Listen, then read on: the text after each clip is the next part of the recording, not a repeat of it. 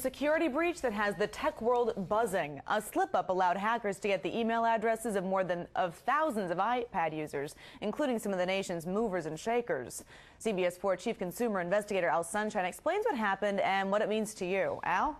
Eric, it sounds a lot worse than it could have been. AT&T tonight confirms it closed a potential security problem in Apple's popular 3G iPads, a problem that reportedly allowed hackers to get the email addresses of more than 100,000 iPad users on AT&T's 3G networks.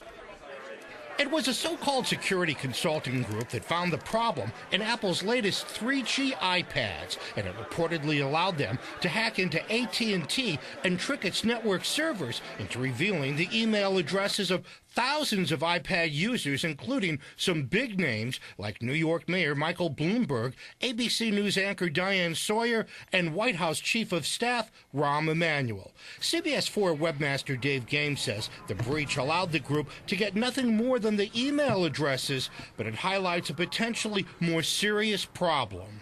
There was no private information other than a person's email address, which they hand out. There was no security information. To call it a security breach is going way overboard.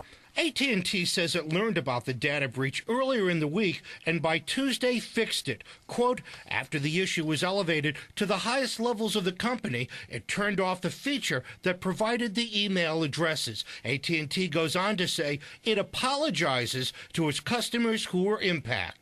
There are no reports of any other private users' data being compromised, and the problem only affects 3G iPads using AT&T's cellular service, and only allowed unauthorized release of email addresses and reportedly no other private personal data.